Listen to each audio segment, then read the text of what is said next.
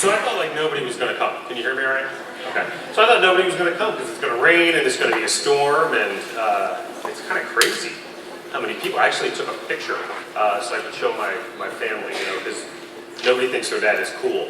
And I don't know that having a room full of people show up because you have a good title is something that makes you cool, but I'm going to try to work it anyway. So I want to talk to you about a couple of things today. I want to talk a little bit about kinesiology. I want to talk a little bit about why people don't exercise. And then I want to talk about the mental health benefits that will accrue if you do exercise and the expectations to have. Okay? And we will do some interaction with this as well. So what the heck is kinesiology and health? So we're a department in the College of Education. Kinesiology is the study of human movement, and we study that in all its different forms. From the business side of sport management or sport history to physiologists that study cardiovascular disease and exercise, biomechanists who study how people recover and learn to walk again after they have a stroke, to health behavior, health education, where we look at community health, how do we get people to be more active, to stop smoking, to eat a healthier diet, what have you. And so if you don't know about our department, there's lots of, and you like this material, then we would encourage you to come take classes, transcribal minors, whatever it is. And if you have more questions about that at the end, I will happily take it. Now, what I'm interested in is exercise behavior, why people choose to exercise, and more importantly, why they don't. Because as I look around the world, I see a lot of this. So this is a real newspaper clipping, and you may think, yeah, how often does that happen? So my daughter used to swim, and a lot of that happens at 6 in the morning, and I would go drop her off at this pool by a park, and there was a woman there with 2 little dogs, and she would follow them in her car as they walked around the park to be able to go to the bathrooms in the morning, right? And so this is something that actually occurs. But I don't know what's worse. This situation of somebody who's not active at all and is really just kind of given up, versus this, where people have put exercise in a box. And this is something to check, something to do, and outside of the time that I'm in that box, I don't need to be physically active, right? I don't need to take the stairs, I don't need to worry about standing, or how long I sit, or anything else that I do. My exercise is contained. And so we want to try to understand this a little bit in the choices that people make, and let's do that by thinking about the cost and benefits. Now, how many people have ever had a free sample of anything? Why? Now, these things are expensive. Right? It's not like, you know, it's free to make and to put out there. Why would people give you a free sample? Somebody give me an answer. To get you to buy more, because their product is so awesome that if they can just get you to take one bite of Mongolian barbecue or one free sample, whatever it is you're taking, that you're going to be using that product for life, right? You are going to be taking extra trips to the mall just so you can get more of that food and to be able to make that happen, okay? Now, do we have any trouble getting people to try exercise? No. People try exercise all the time. They try it every September. They try it every January 1st. They try it about 2 weeks before spring break, or any other time when they're shopping for bathing suits. They try exercise all the time. The problem is everybody stops. So there's something wrong with our product, right? There's something wrong with exercise and something wrong with the structure of this and how we talk about it to people and what happens with it. And so to explore that a little bit, what I would like you to do is talk to the person next to you, and I want you to come up with 3 or 4 benefits for exercise. Like, why should you be doing this? What is the upside? What's happening with it? Okay, so just take a minute, talk to the person next to you, say hello, meet somebody new, and come up with 3 to 4 reasons why people should exercise. All right, what do we got? Shout some things out. To look sexy. What else? To feel good. What else? To be healthy. What health benefits? Lose weight. To not die early. What else? Mental health benefits. Thank you for just setting me up for the rest of the talk. What else? Cardiovascular benefits. Anything else? Yes?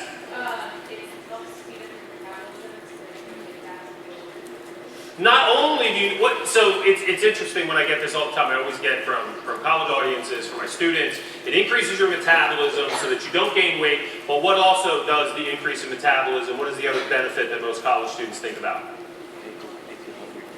You get to eat a lot, right? And so there's a certain benefit associated with that. So those are the benefits, and those are a wide array of benefits, right? Now what I'd like you to do is talk a little bit about what is the downside.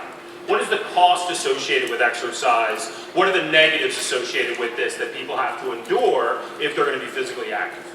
Okay? So come up with 3 or 4 of those. What do we got? Time, okay? The amount of time that you spend. What else is the problem with time? Gym membership. The expense of gym membership becomes a problem. What else? Fatigue. Injury. Embarrassment. You're not happy about your performance. What did someone say back there?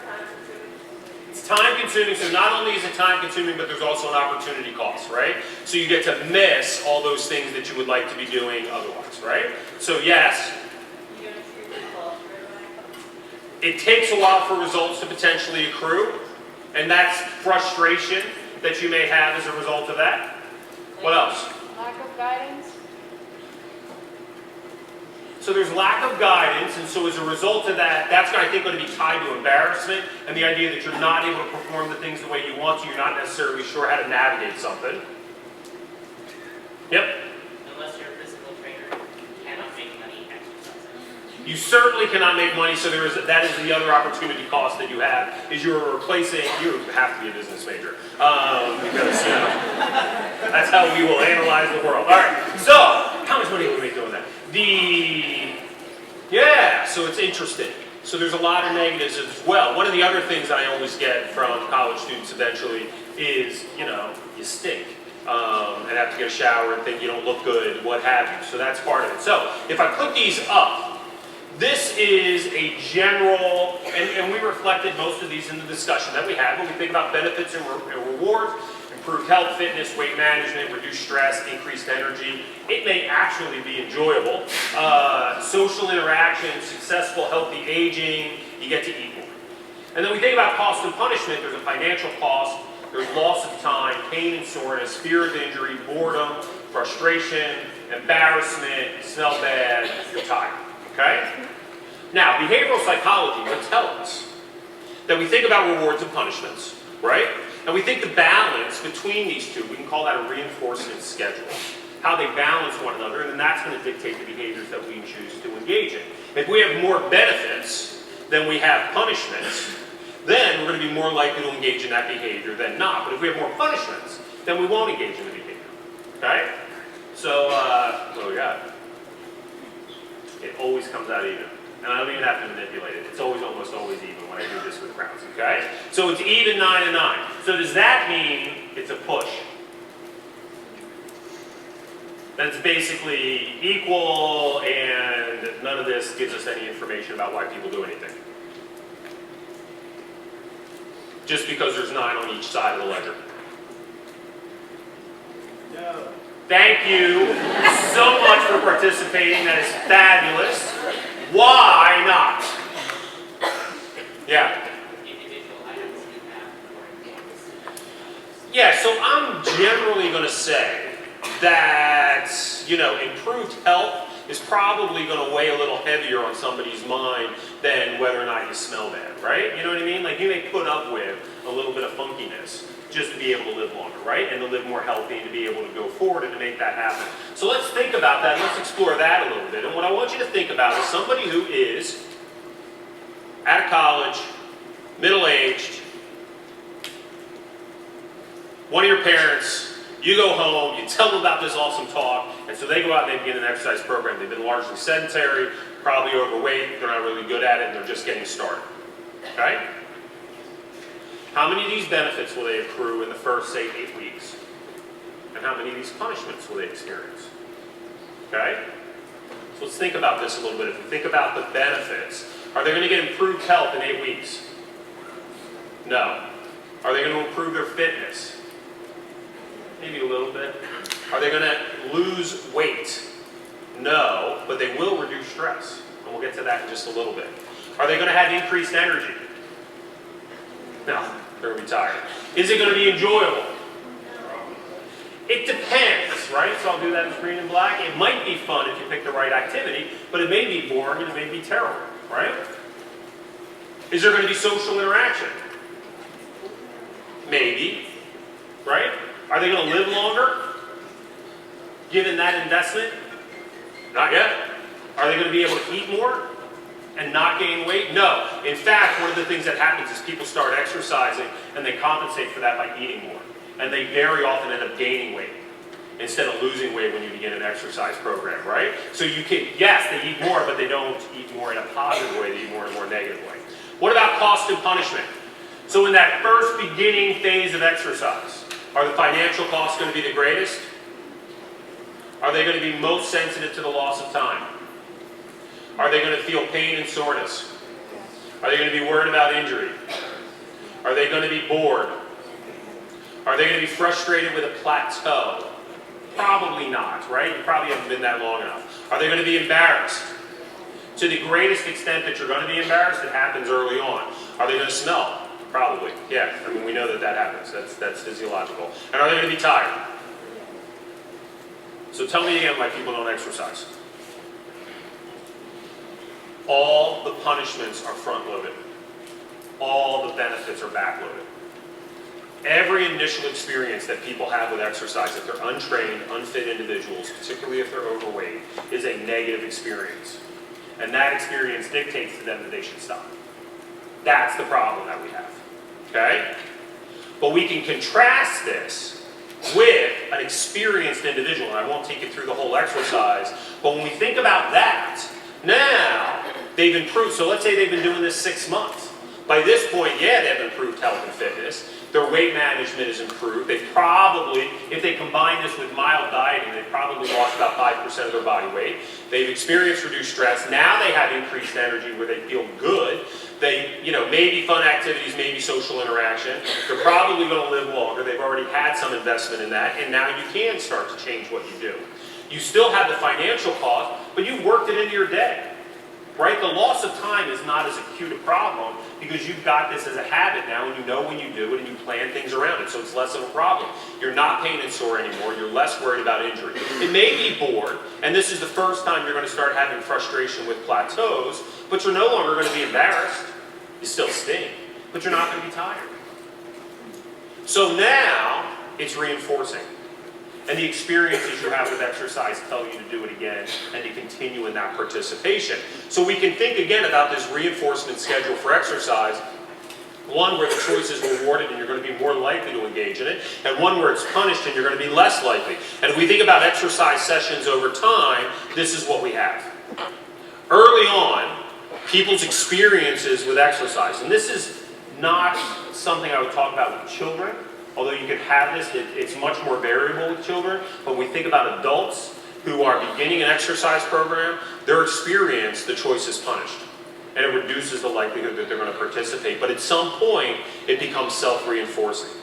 And so what we try to focus on in this field is how do we shift this curve to the left to make it reinforcing earlier, and how do we move it up?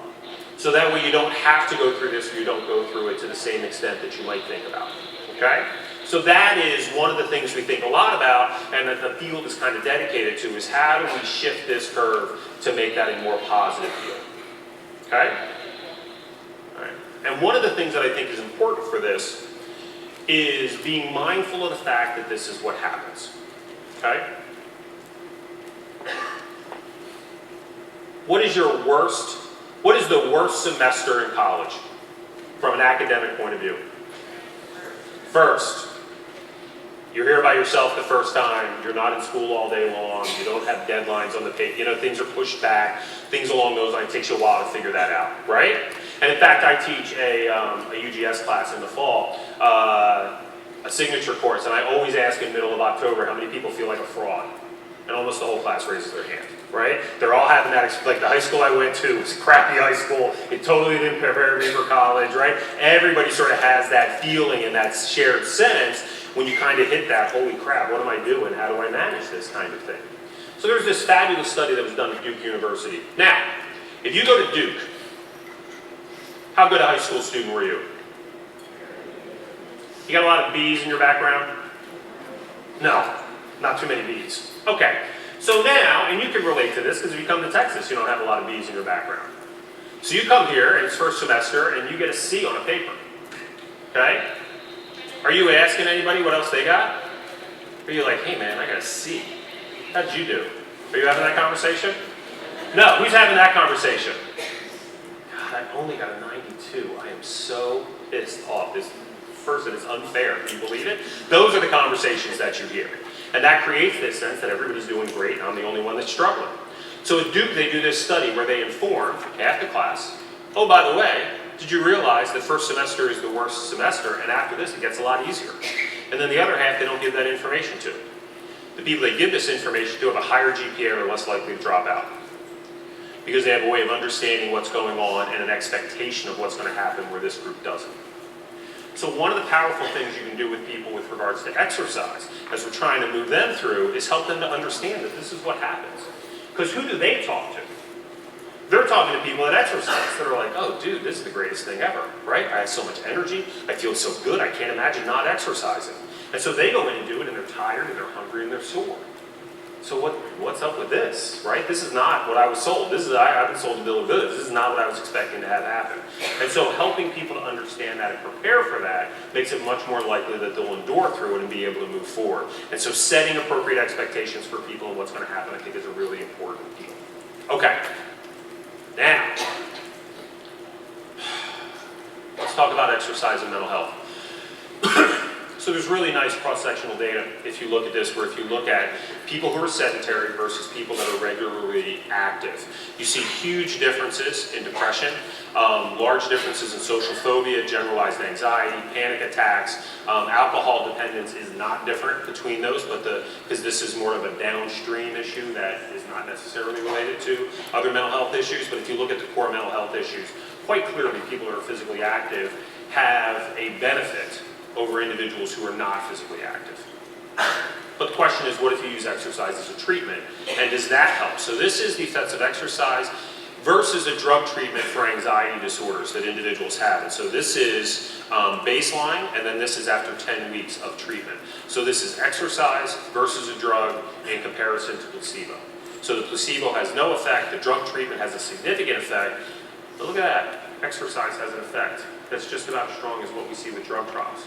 And this has been demonstrated for numerous aspects of mental health, for depression, for all kinds of aspects. And so in fact, if we were in the UK and you were diagnosed with depression, you can get a prescription to see a personal trainer to be able to train you for physical activity as a treatment for that depression. That's how good the data are. From a long-term participation in physical activity as a treatment of mental health, it's really quite clear that that benefit is there, and we see it both, again, in cross-sectional studies as well as long-term studies. But what about individual bouts, right? What if we're doing an individual bout of exercise and we're looking at that and what is our reaction there? And does that help us to manage some of the challenges that we have as students? Okay? Because you think about the situation that you're in, why is this hard? It's hard because there's a lot of stress associated with it. And frankly, that's a good thing. If this place was easy, you probably went to the wrong school, right? Part of this is to challenge yourself and push yourself. And so stress is part of the deal. Preparing for exams, writing papers on deadlines. If you're working while you're doing it at the same time, there's tons of stress. And so the question is, how well does physical activity kind of in the moment help you to manage that stress? And what are the other mood-enhancing effects? And so we did a study. Bridget Miller was one of my early doctoral students. She's now a faculty member at Oklahoma State University. And she did a study. She was an aerobics instructor when she was an undergraduate all through college and was interested in this. And personally, I find aerobics to be almost a form of torture, like aerobics dance classes. I mean, if you think about the way that this is structured to a certain extent, right? So you have a model for who you're supposed to be. How many people have ever done an aerobics dance class? Come on, you put your hands up. Okay, so what do you have? You've got a model for who you're supposed to be up in the front of class, who looks perfect and can do all of this work without getting tired or ever missing anything. You are now watching this individual, and you have mirrors all around, so you can see the fact that you don't look as good as this person, and you can't do any of the exercise as well as that person can do. Who subjects themselves to this? I have no understanding whatsoever, but it remains exceedingly positive. Now, so what we do is we take these women who are undergraduate students and are taking aerobics dance classes, and we just ask them, how did you do today? Rate your performance from 1 to 5. Right? Where 5 is excellence and 1 is horrible. And so we get about 204 women, 82 rated as low, and 122 rated as high. And then the question we ask is, how do you feel afterwards? If you have a good workout, do you feel better than if you have a crappy workout? Right? And how do we think about this, and how can this help us to understand what's going on? So let me show you some of these data. So this is negative affect. So this is how bad people feel, how unhappy people are, what have you. And this is before exercise. And the blue bars are high performers. The red bars are low performers. Okay? And this is before exercise. This is immediately afterwards. And this is 20-minute post. Okay? So who has a greater reduction in negative affect? The people who were high performers or the people who are low performers?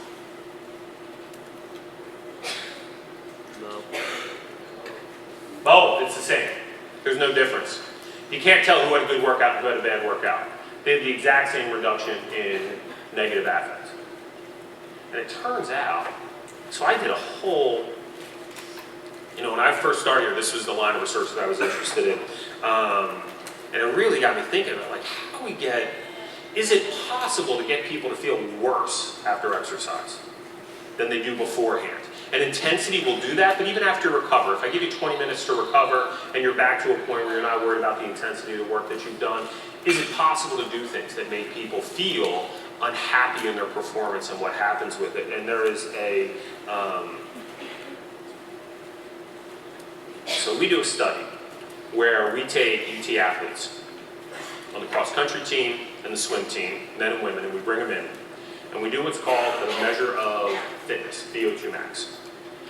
And as a part of this test, so this measures, how much oxygen your body can process, which is really the limiting factor with regards to aerobic fitness. Lance Armstrong was accused of cheating. What cheating was he doing? He was taking a drug to increase red blood cells, because the red blood cells are going to increase the amount of oxygen you can carry to the muscles, and from that you're going to get an improvement in performance, because that is the transport of oxygen in the muscles, the utilization of oxygen in the muscles is the limiting factor to any kind of endurance work. So, cross-country runners are really interested in their performance on that, and swimmers are really interested in their performance. So we ask them to predict beforehand, how are they going to do?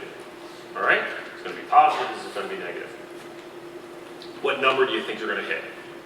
And then after that, we bring them back and we manipulate their performance. We tell them that half of people over here, you know what, you were about 5% above your prediction. And the way we do this test, is we have them run on a treadmill until they collapse. Right, and we keep increasing the intensity until they give up, right? So we try to do it within 9 minutes. So they are running at a high grade, like 9 miles an hour, 10 miles an hour, really fast, until they get to a point where they can't run any longer. And you want to get it like 9 to 12 minutes for it to be an accurate test. So we tell them, you went about 5% more than you predicted, and you lasted about 3 minutes longer than the average person. And the folks over here, what we tell you is, you were about 5% below your prediction, and you stopped 3 minutes before the rest of the group. And the question was, how do they feel? It turns out, when you look at the negative mood, here at 5 minutes, the low performers feel kind of crappy. But after 20 minutes, there's no difference. Negative affect's gone. It's removed as a part of the recovery process after physical activity. You cannot do a bout of exercise that prevents you from reducing negative affect and reducing feelings of stress. Can't do it. It's almost a law. I mean, it is unbelievable how consistent this effect is and how clear this effect is. You can walk, you can run, you can do high intensity, low intensity, you can lift weights. Anything you do will produce a reduction in negative mood, negative affect, perceptions of stress that you have. Okay? It won't necessarily take it to zero, but it will reduce that really quite nicely. The question is, does it make you feel good? So let's think about our female aerobics participants. Same women, same groups. High performers in blue, low performers in red. And what you see is the low performers have almost no increase in feeling happy, in feeling engaged, in feeling positive. But the high performers do, and it's out 20 minutes, they still have significant increase in positive affect. And we find the exact same thing in the athletes. The people we give negative feedback to, even though their negative affect, their negative states reduce down to the lowest level, to where you can't tell the difference between the groups, the changes in positive affect and the changes in negative affect are enduring. They remain with plummeted positive affect over time for these individuals, right? So the low performers have terrible positive affect, it's almost at the floor, and it doesn't get better 20, 30 minutes afterwards. But the people that performed well have hugely positive affect by the end of it, okay? Really interesting. So we start to see this separation occurs if you're not happy with the performance you're engaged in. So when we think about this, what we want to think about is this idea that it doesn't matter what you do, we'll get a reduction in negative affect following that. But if you want to feel good afterwards, then you have to perform well. And the type of exercise necessary for that is totally up to you.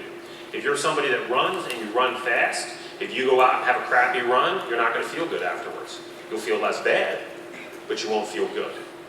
If you're a weightlifter, you probably need to lift weights. You have to do something that is significant to you and that's meaningful to you. And in fact, we're starting to learn this about some of the depression literature. It's actually really interesting. Think about cardiovascular disease and the benefits of exercise for cardiovascular disease. It doesn't matter where you get your exercise from, right? So if you exercise because you have a job that has a high degree of physical activity with it and work that you do with it, or you do a lot of household chores, or you go for runs, you get the same benefit with regards to improving cardiovascular health, reducing risks of heart disease. Depression isn't like that.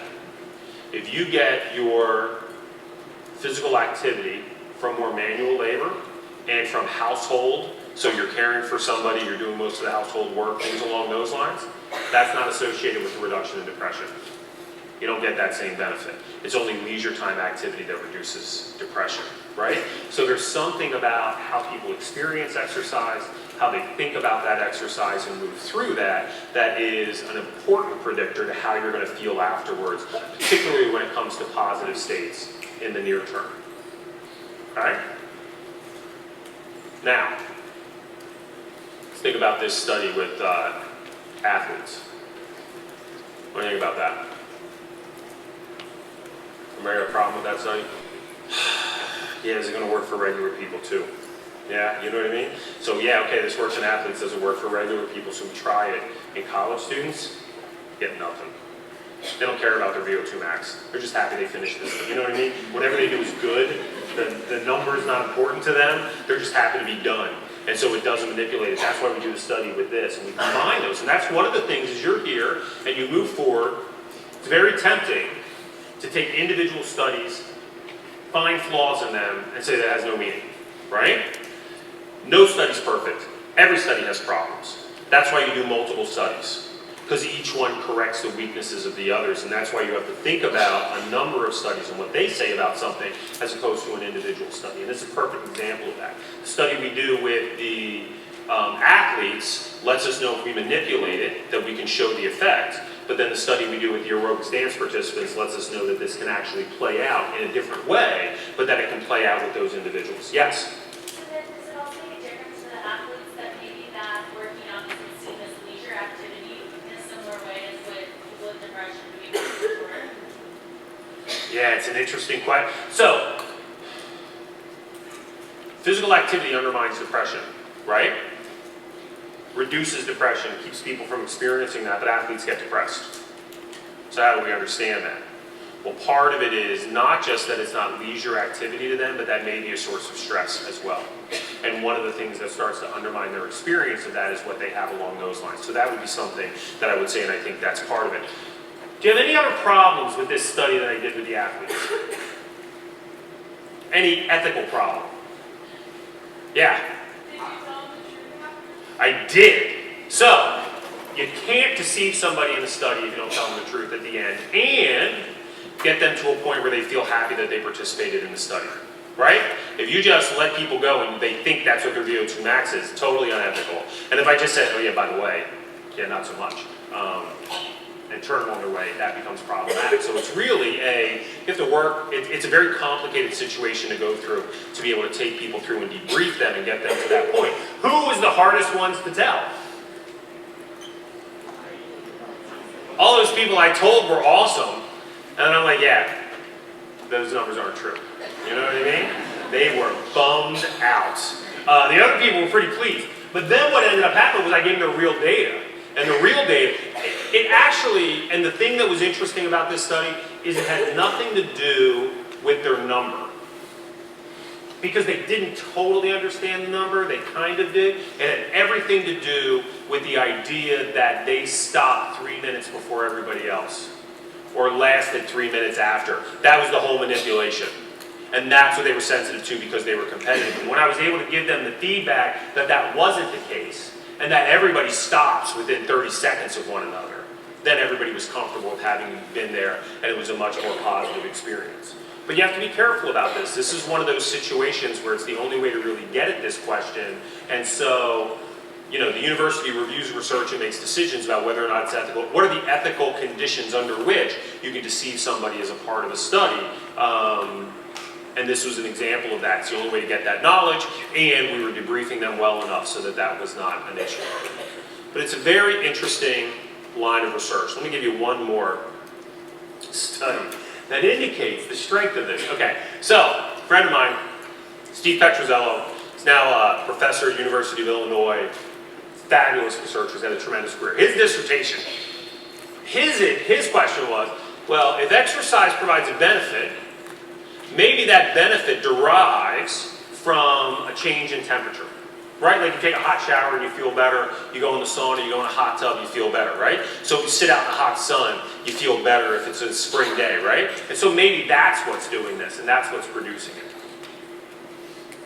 So he has people exercise where they wear sweatsuits, towels around their neck to increase their internal temperature. And they have other people do the same exercise. They wear t-shirts and shorts, a bag of ice around their neck. They spray them down with water and keep a fan on them so that their internal temperature cools. Right? Now, how do you measure temperature? What kind of thermometer? Rectal thermometer. How far do you insert a rectal thermometer to get an accurate indication of temperature? It's like 13 centimeters. Right? Pretty cool. Now it's flexible. And they're on a bike. Okay? That's the study. You can tell he was a physiologist, not a psychologist. No psychologist would ever do that study, right? That is a physiologist way to think about the world. So, what happens to their anxiety? It's exactly the same as every other study. They get the same reduction in anxiety as every other study. Whether you're hot or you're cold, it doesn't matter. They get the same benefit, they get the same reduction. This impact that we have on acute feeling states, acute negative feeling states that individuals have, it is money. You can't take it away. But the improvement in positive affect is a little bit more difficult. All right? Okay. So what do I want you to think about? When you're stressed, go for a walk. Take a break. Go for a run. My younger daughter plays soccer. She's on varsity for a high school team. Starts, plays the whole game. So a couple of weeks ago, they play on Friday. They lose, and that knocks them out of the playoffs. And she has just played an entire game. Okay? Knocks them out of the playoffs. We get home. She's like, I need to go for a run. I'm so unhappy. She ran 3 miles after her soccer game, right? Felt a ton better afterwards. It's money. You're stressed, you're trying to manage things, you're freaking out a little bit, go for a walk. You'll be much more productive with regards to your studying, much more productive in how you do things. It always takes that edge off, but it's not going to always make you happy. right? If you're going to be happy, you need to work out in a way that you feel good about. And whatever that is, and maybe taking a walk for you, right? If you don't do a lot of physical activity, taking a walk is going to accomplish that. If you do a lot of physical activity, it has to be something else to be able to make that go. So I think that's the first thing that I want to share with you, so you have appropriate expectations. The second one is, again, built on these expectations. When we think about beginning an exercise program, if it's not something that you did in high school, and now you're in college and you have access to all the facilities that Rec Sports provides, you prepaid, for those facilities, and you're going to start a workout, recognize the fact that the first couple of weeks are hard, that it's more painful than you think it's going to be, that you're tired and you're hungry quite a lot, and that becomes a challenge. But give it a couple of weeks, and then it becomes self-reinforcing, and it becomes a very positive experience for individuals that they're able to carry forward. Okay? So now, I will take questions from individuals. How do you measure the positive and negative effects? Like what specifically does that mean? Yeah, so we measure those through questionnaires that we use. People are really quite good at reporting on that. And so there's a host of different questionnaires that measure different components. When we think about how people feel, there's what we call affect, which is the direction of that, the positive or negative direction, and then we have an arousal component of that. And so the questionnaires usually tap into different components. So like a high arousal positive would be, a feeling of excitement. Low arousal positive would be a feeling of calm. And so we have questionnaires that we use to be able to assess that. Other questions? Yes, sir.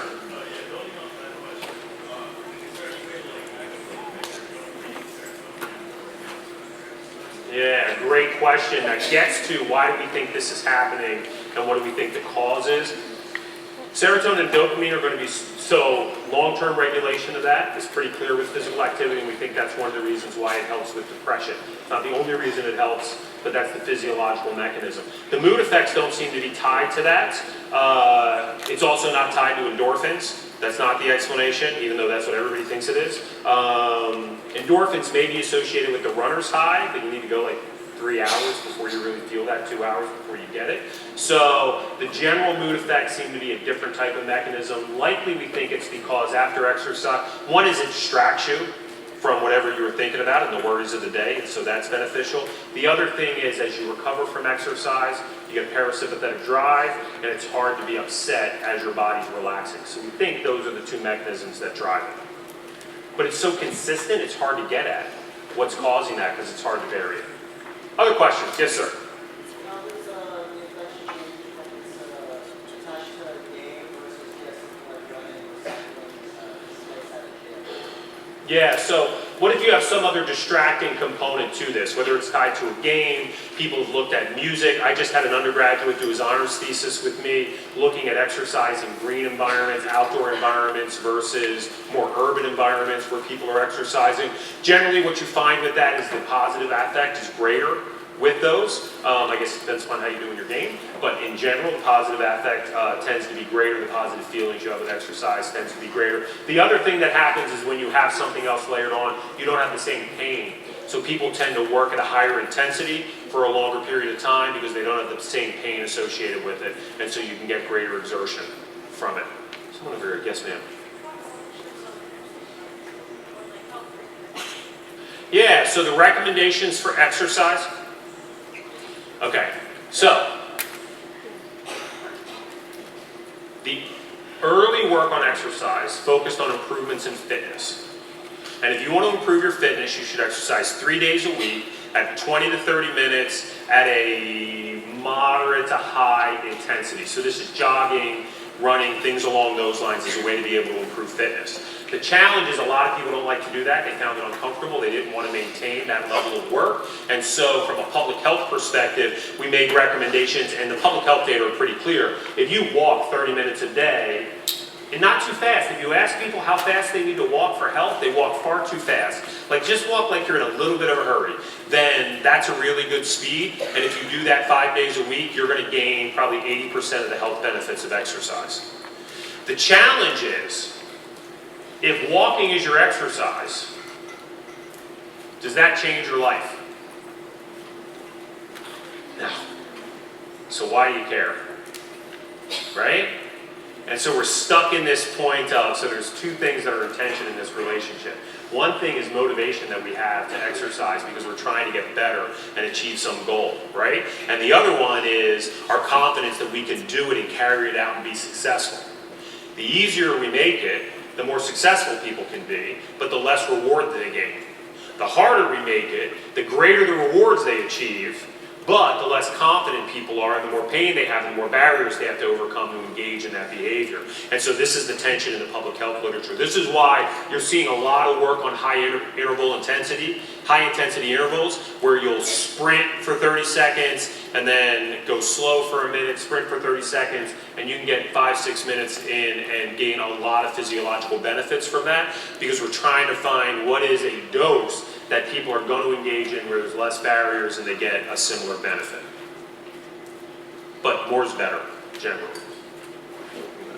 A couple more. Yeah. Into that.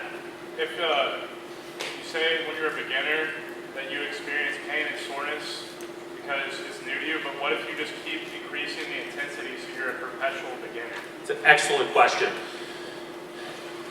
When that happens, what we start to do is you start to redefine what soreness means. Soreness starts to become an indicator that what I've done is successful. So let me give you an example of this. This is this beautiful study that's done, where half the people have low confidence so that they can keep. So let's say we're going to have people run on a treadmill for 30 seconds, okay? And we ask them, how confident are you that you can do this? Well, everybody on that side of the room is just crazy confident, right? 95% confident that they can make that happen. They've done it before, they feel good about it. This half, not so much, okay? Maybe 50% confident that they can get that done. Everybody's successful. Everybody completes the task. Then the question is, who feels good afterwards? So who feels better afterwards? The high confident people who knew they could do it, or the low confident people who didn't think they could do it? Who feels better? The low confident people, right? Wrong.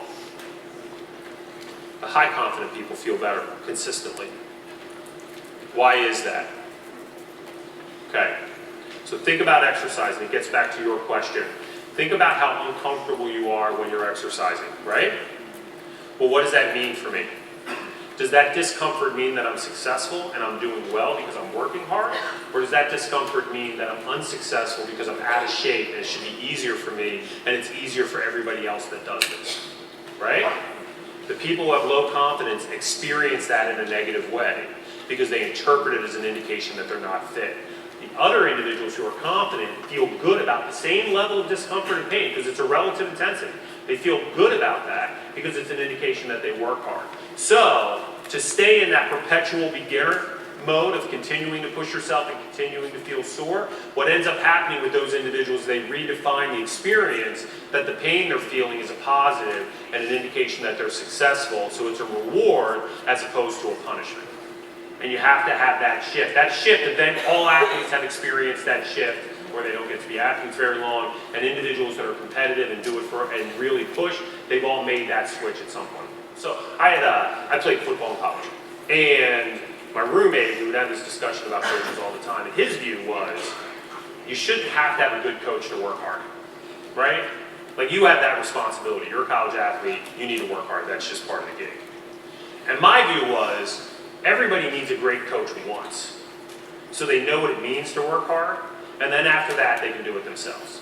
And so I think part of that is finding a model that you can focus on that helps you realize what I should be doing and what I can do. So it may be getting a personal trainer. So for example, we have personal training classes, and you can hire one of those personal trainers and they take you through that to make it happen, and they can work you at a very hard level, help you to work in a very different way so that you can start to experience that differently. But it starts from experiencing that in some way, and it's difficult to find that yourself if you haven't done that. So having a coach, having a personal trainer, having a friend who you can train with that gets you to that point can help you start to make that switch. Time for maybe one more. Yes, ma'am. If drugs and exercise have similar results in treating anxiety, it's safe to replace medication. I'm not going to say yes to that. So one of the things that I would say is more and more psychologists are trying to integrate physical activity into their practices and using it as an adjunct to the therapy that they engage in, whether it's drug therapy or talk therapy that they're going through. And so that's a discussion to have with a therapist to say, this is where I am, I would like to try to exercise and see if that can help wean me off my medication in some respects. And as long as that you're working with a mental health provider who is monitoring that and making that go, then I think that that's something that people can try and can look at, because the evidence is really is good. But everybody that gets treated with drugs, it doesn't work. Just like everybody that gets treated with exercise, it doesn't work, right? So some people are going to be super responders and some people won't respond. So just trying that as an individual. And that's one of the things that is always challenging about research is we don't explain everybody. We just explain most of the people, right? And not everybody fits into that. And so while I think it can be a successful strategy, it's one that has to occur while you're being monitored from someone else, a mental health expert. All right, I am available afterwards if you have questions. And again, I just want to thank you so much for coming out tonight. It was a lot of fun for me.